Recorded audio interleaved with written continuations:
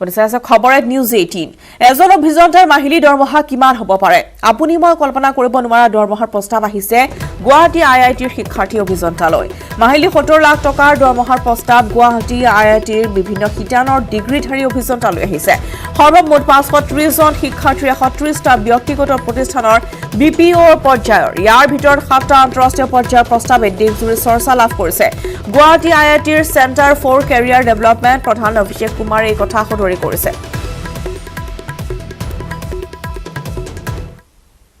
IIT Guwahati started on December 1. Generally, the placement process goes in phase 1 and phase 2. So, current placement process starts from 1st of December. So far, by the end of day 3,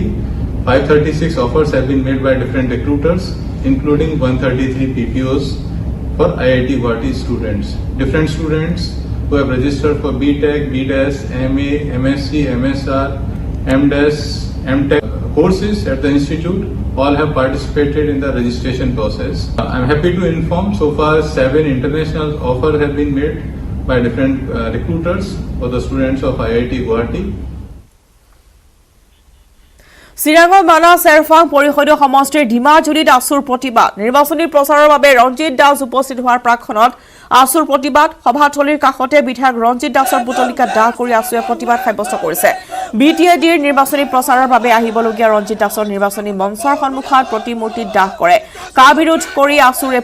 প্ৰতিবাদকাৰীসকলে নাগৰিকত্ব সংশোধনী আইন আমি নামানো ৰঞ্জিত দাস মুৰ্দাবাদ হিমন্ত বিশ্ব শৰ্মা মুৰ্দাবাদ BJP go back আদি slogan দি পৰিৱেশ উত্তাল কৰি তোলে উল্লেখযোগ্য যে উক্ত ডিমাজুলি অঞ্চল ৰঞ্জিত দাসৰ গৃহ সমষ্টিৰ সৰ্ব বিধানসভা সমষ্টিৰ অন্তৰ্গত পিটিচি নিৰ্বাচনৰ প্ৰতি লক্ষ্য ৰাখি বিজেপিৰ ৰাজ্য সভাপতি ৰঞ্জিত দাস ডিমা কুমাৰী উপস্থিত হোৱাৰ প্ৰাক্ষণৰ সভাস্থলীৰ সমীপতে পুতলিকা দাহ কৰি বিজেপি উৎখাতৰ সকিয়নি প্ৰদান কৰে আসু সদস্যসকল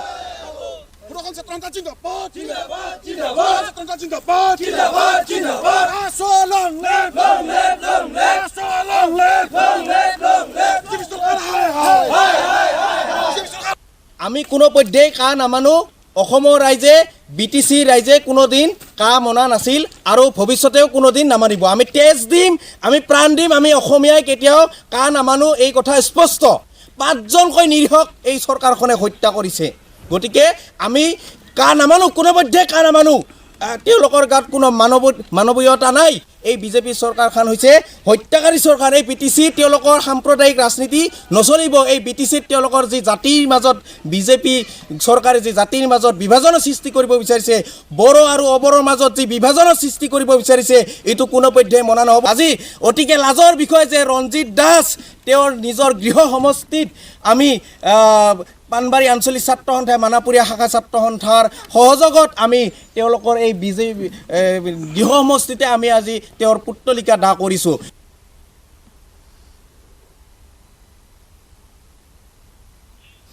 মুছলপুৰত ইউপিপিএলৰ নিৰ্বাচনী কাৰ্যালয়ৰ বিপিএফ কৰ্মীৰ আক্ৰমণ বিটিসি নিৰ্বাচনৰ প্ৰথম পৰ্যায়ৰ ভোট গ্ৰহণলৈ মাত্ৰ এটা দিন বাকি থকা অৱস্থাত শনিবাৰে সন্ধিয়া বাক্সা জিলাৰ 25 নং বাগানপাৰা পৰিষদীয় সমষ্টিৰ অন্তৰ্গত বগুলামাৰীত ইউপিপিএলৰ এটা নিৰ্বাচনী কাৰ্যালয়ত বিপিএফ দলৰ সমৰ্থকে আক্ৰমণ কৰা ঘটনাই তীব্ৰ চাঞ্চল্যৰ সৃষ্টি কৰিছে বিপিএফ দলৰ কৰ্মীয়ে কাৰ্যালয়টোত আক্ৰমণ কৰি নিৰ্বাচনী কাৰ্যালয়টোৰ আচবাব লণ্ডভণ্ড কৰাৰ লগতে কেইবাখনো মটৰচাইকেল আৰু চাইকেলৰ ক্ষতি সাধন কৰে ইউপিপিএলৰ সমৰ্থকে জানিবলৈ দিয়া মতে বাগানপাৰা সমষ্টিৰ অন্তৰ্গত বগুলামাৰীত থকা ইউপিপিএল দলৰ প্ৰাৰ্থী কাতিৰাম বড়োৰ নিৰ্বাচনী কাৰ্যালয়ত বহি আলোচনা কৰি থকা সময়তে বিপিএফৰ কৰ্মী আক্ৰমণ চলায় মটৰচাইকেলত অহা প্ৰায় 50 জনীয়া দলে অতৰ্কিতে আক্ৰমণ কৰা ইউপিপিএল দলৰ কৰ্মীসকলে পলায়ন কৰাত কাৰ্যালয় চৌহদত থকা মটৰচাইকেল আৰু চাইকেলৰ ক্ষতি সাধন কৰাৰ উপৰিও কাৰ্যালয়টোত থকা নথিপত্ৰ আৰু চকী মেজ লণ্ডভণ্ড কৰে ইতিমধ্যে ঘটনাস্থলীত বৰবৰী আৰু বাগানপাৰা আৰক্ষী উপস্থিত হৈ তদন্ত আৰম্ভ কৰিছে ইফালে বিপিএফে সমষ্টিটোৰ অন্তৰ্গত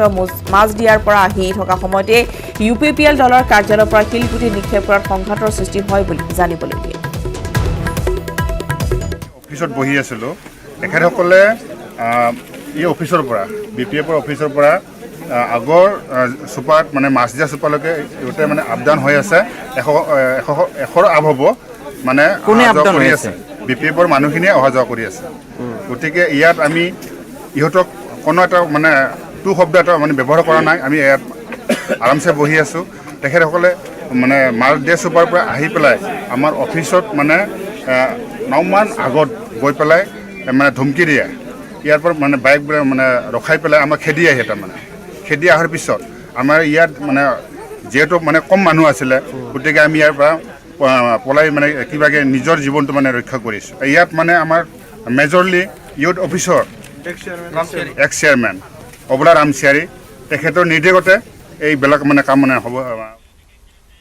শিৱসাগৰ নগৰত ভয়ংকৰ অগ্নিকাণ্ডৰ ঘটনা জ্বলি চাই হ'ল 5 ব্যৱসায়িক প্ৰতিষ্ঠান বিধ্বংসী জুইত এটা ঘৰো ভস্মীভূত হয় এটি ৰোডৰ খাট পথাৰত এই অগ্নিকাণ্ডৰ ঘটনা কেৱল লক্ষাধিক টকাৰ সম্পত্তি নষ্ট হৈছে শ্বৰ্ট চাৰ্কিটৰ পৰা অগ্নিকাণ্ডৰ সূত্ৰপাত হোৱাৰ সন্দেহ কৰা হৈছে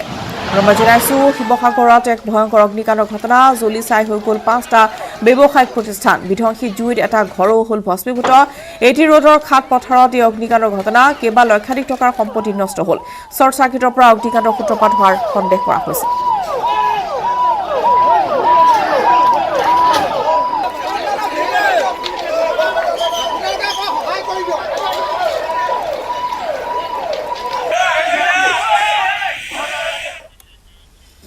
আজমল ফাউণ্ডেশ্যনৰ ধন দেশ বিৰোধী কামত ব্যৱহাৰ হোৱাৰ অভিযোগ উত্থাপন হোৱাৰ পিছতে প্ৰতিক্ৰিয়া প্ৰকাশ কৰিছে এউডিএ প্ৰধান বদৰুদ্দিন আজমলে ৰঙিয়াৰ খণ্ডিগড়ত আজমল ফাউণ্ডেশ্যনৰ টকা অবৈধ নহয় বুলি মন্তব্য আজমলৰ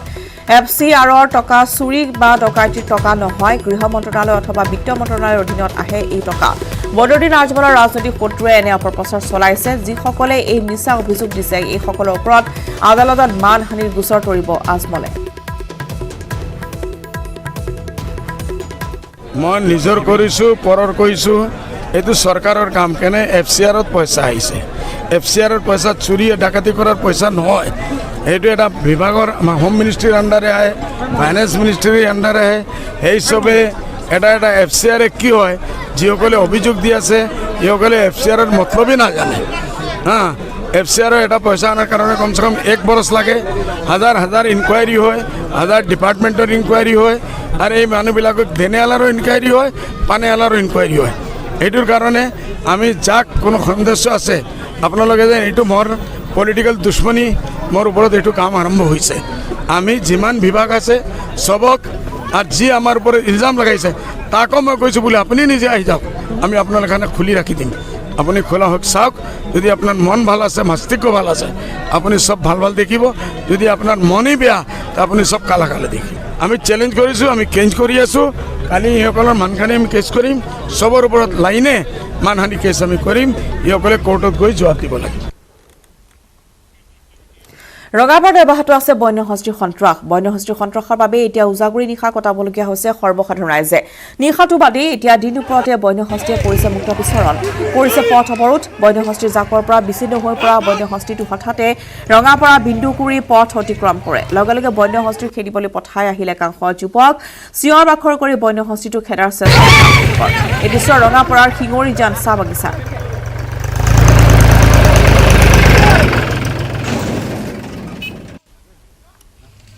পাৰ হৈ গ'ল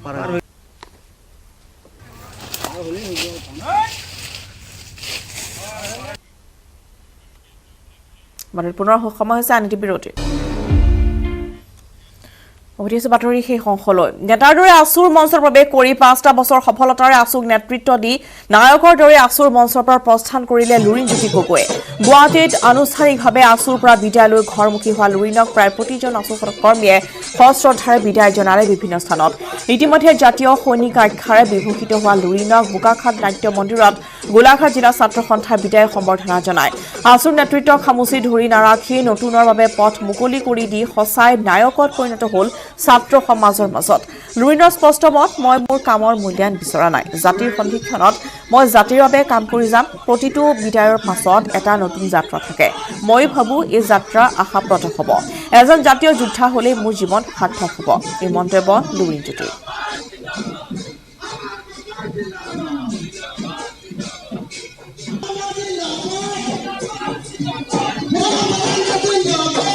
আমি এটা অসমৰ মানুহৰ মাজলৈ এটা আশাৰ বতৰা দিবৰ কাৰণে প্ৰয়াস কৰিছোঁ নিজৰ মাটি ভেটি হেৰুৱাৰ সংকটত আছে এই সময়ত অসমৰ জাতীয় জীৱনক সাহস দিব লাগিব শক্তি দিব লাগিব নতুন আশাৰ ৰেঙনি দিব লাগিব গতিকে মই ভাবোঁ যে এই গোটেই যাত্ৰাটোত অসমৰ জাতীয় জীৱনক আমি কিবা এটা দিবৰ কাৰণে প্ৰয়াস কৰিছোঁ এটা আশাবাদী চিন্তা যিটো চিন্তাৰ অংকুৰণ হৈছে ই ফলে ফুলে এটা দিনত জাতিষ্কাৰ হ'ব, বটবৃক্ষ হ'ব। এই আশাবাদী চিন্তা, আশাবাদী দৰ্শন এটা অসমৰ ৰাইজক দিব খুজিছোঁ আৰু ক'ব খুজিছোঁ যে নিৰাশ নহ'ব। যুঁজ অতি কঠিন, অতি কণ্টকময় যাত্ৰাৰে আমি আগবাঢ়িব খুজিছোঁ, কিন্তু যুঁজখন জিকাটো কিন্তু অসম্ভৱ। শীতৰ আগমনৰ লগে লগে অসমৰ জলাশয়সমূহ দেশী বিদেশী পৰিভ্ৰমী পক্ষীৰে ভৰি পৰে। পক্ষীৰ মনোৰম নৃত্য আৰু কোলাহলে মুগ্ধ কৰে সকলোকে। দেশী বিদেশী পৰিভ্ৰমী পক্ষীৰ কাকলিয়ে প্ৰতি বছৰে পৰ্যটকৰ মন পুলকিত কৰি তোলা অসমৰ অন্যতম স্থান তিনিচুকীয়া জিলাৰ ডিব্ৰু-চৈখোৱা ৰাষ্ট্ৰীয় উদ্যানৰ জলাশয় ভূমি অৰ্থাৎ মাগুৰী মতাপুং বিল। শীতৰ আগমনৰ লগে লগে কুঁৱলীৰ আস্বাদন ফালি বিলখনলৈ আগমন ঘটে বহু প্ৰজাতিৰ আলহী পক্ষী। বিগত বৰ্ষসমূহৰ দৰে এইবাৰো জাক জাক দেশী বিদেশী পৰিভ্ৰমী পক্ষীয়ে পৰ্যটকসকলক ৰিঙিয়াই মাতিছে মাগুৰী মতাপুং বিললৈ। এতিয়া মানে হেৰি কি হয়, বাহিৰৰ পৰা কি চৰাই আহে নামবোৰ জানা নেকি? আগবাঢ়িছোঁ তিনিচুকীয়াৰ পৰা উপাসনাৰ এক ৰিপৰ্ট।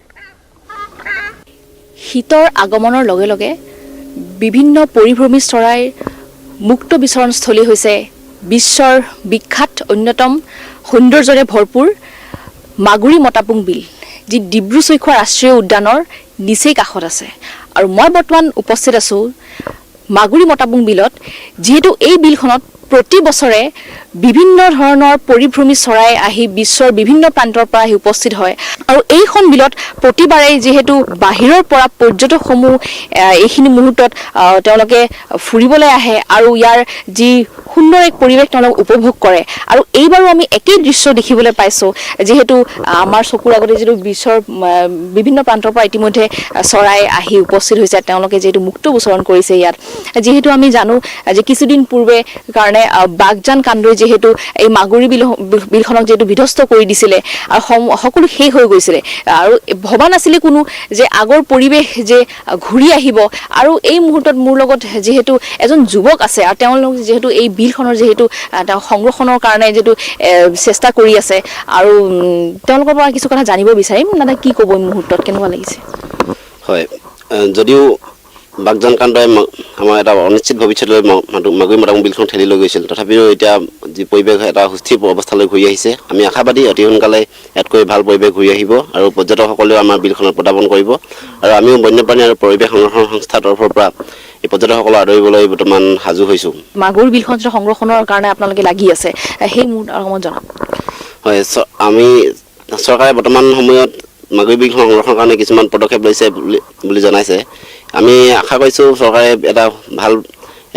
পৰিৱেশ পৰ্যটন কেন্দ্ৰ গঢ়ি উঠাৰ এটা পদক্ষেপ ল'ব আৰু বিলখন ভৱিষ্যতলৈ ভালদৰে সংৰক্ষণ কৰাৰ ব্যৱস্থা কৰিব।